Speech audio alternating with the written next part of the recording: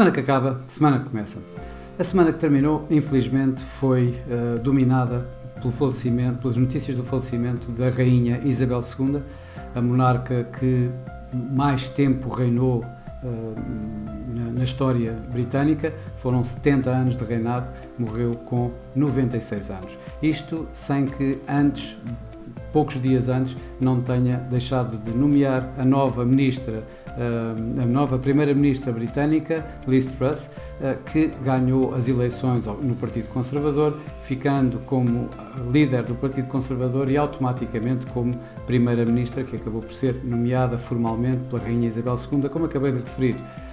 Os bancos centrais tinham o palco principal esta semana. Acabaram por ter esse palco bastante dividido devido aos acontecimentos extraordinários que acabaram por decorrer, mas continuaram a ser a forte atenção dos mercados. O Reserve Bank of Australia, tal como amplamente esperado, subiu taxas de juros em 50 pontos base. Também o Banco do Canadá cumpriu aquilo que se esperava dele e subiu 75 pontos base. Já o Banco Central Europeu, o mercado estava dividido entre se iriam haver uma subida de 50 ou de 75 pontos, e o Banco Central Europeu decidiu ir fazer história e subiu mesmo 75 pontos base na sua taxa de juros. Foi o maior aumento de taxa de juros de sempre do Banco Central Europeu, isto excluindo a altura inicial do euro, em que houve alguns ajustes a fazer. Portanto, tirando isso, no seu normal funcionamento das reuniões do Banco Central Europeu, nunca se tinha feito uma subida de 75 pontos base.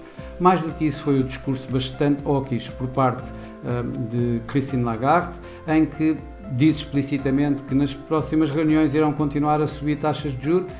Apesar de dizer que 75 pontos não é norma, não retirou minimamente de cima da mesa a possibilidade de mais subidas de 65 pontos, e o mercado começa já a descontar 75 pontos base de subida de taxa de juros já na próxima reunião de outubro. Também nos Estados Unidos, os banqueiros do Fed tiveram várias intervenções durante a semana. Isto porque esta semana, ou este fim de semana, começa o período de blackout, o período de silêncio antes da reunião do Fed, que vai ter lugar dia 21, e como tal era a última oportunidade de dar mais algumas mensagens ao mercado. As mensagens não foram diferentes, continuaram na mesma linha de orientação que têm dado ultimamente, e portanto a mensagem que passaram foi sempre: o trabalho começou e ainda não está acabado. Esse trabalho é o do combate à inflação. A inflação está demasiado alta, há que subir taxas de juros, há que continuar a fazer um aperto monetário, nem sequer se pode pensar alguma vez em fazer algum alívio, e portanto essa foi a mensagem principal passada pelos banqueiros do Fed. Claro que nas bolsas, curiosamente, portaram-se de uma forma bastante melhor do que ultimamente se tem andado a negociar. Na Ásia, os mercados encontraram-se divididos, com praças a terminar a semana em perdas, outras em ganhos, mas de uma forma geral, no cômputo geral, eu poderia dizer que na Ásia também houve ganhos bolsistas.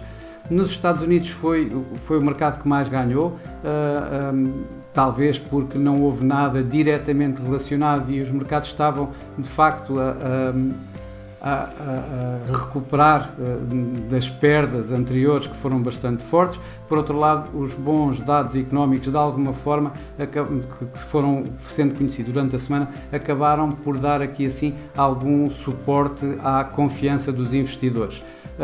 Na Europa também isso aconteceu, apesar de 75 pontos de aumentos de taxas de juros por parte do Banco Central Europeu.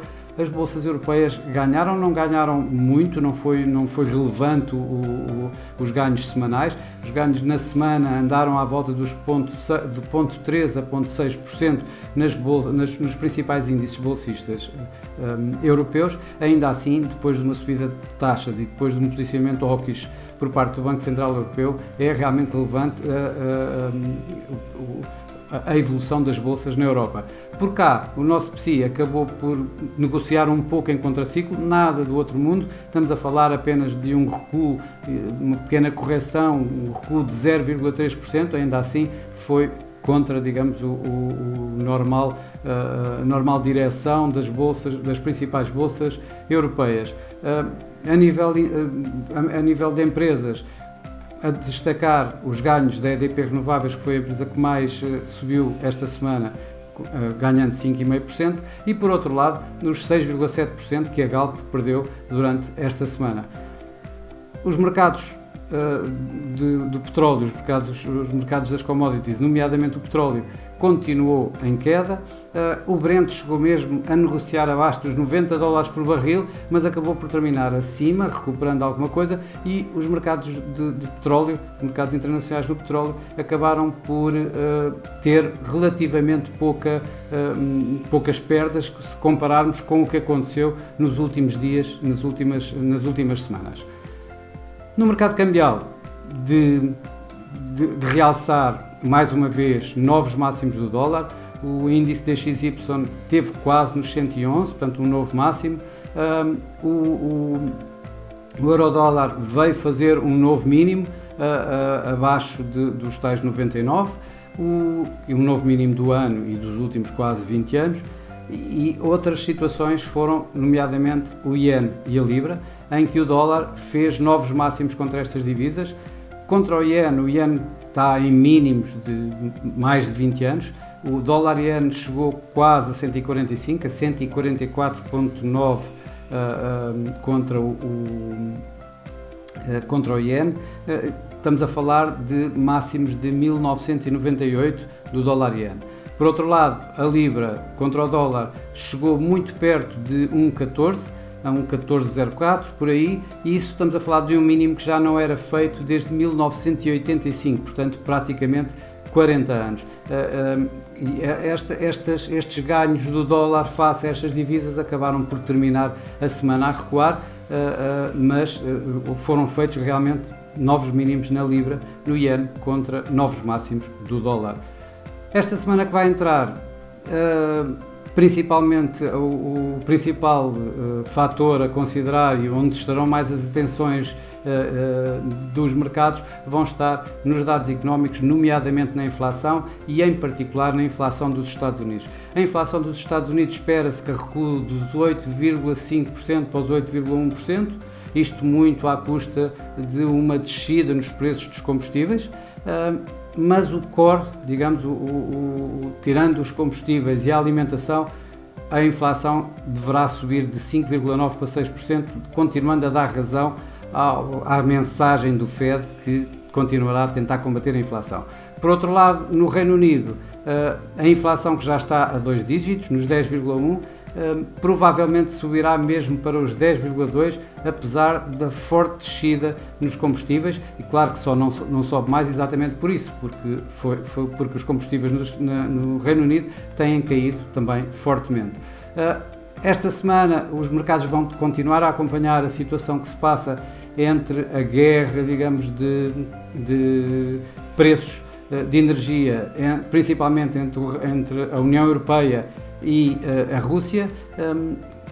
Von der Leyen diz que quer tabelar preços, limitar preços, tanto no gás como no petróleo, e isso foi discutido na reunião da passada sexta-feira na União Europeia, e que prometem ter um plano para apresentar nos próximos dias, semanas. Por outro lado, Putin já disse que não vai vender a preços limitados e, portanto, temos aqui assim um impasse e vamos ver o que é que isso vai dar em termos de preços do petróleo, preços dos combustíveis nesta próxima semana. Também esta próxima semana vamos estar todos bastante atentos, certamente, a ver se os mercados acionistas terminaram a semana passada em ligeiros ganhos, se foi apenas uma mera correção ou se poderá estar para ficar durante mais algum tempo e, portanto, termos aqui assim alguma inversão de tendência, nem que mais não seja de curto prazo, relativamente aos mercados acionistas.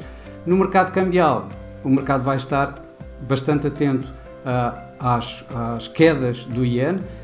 Tem os 150 dólares os 150 ienes contra o dólar como referência, digamos, psicológica, e os 147,70 à volta disso como o máximo atingido em 1998.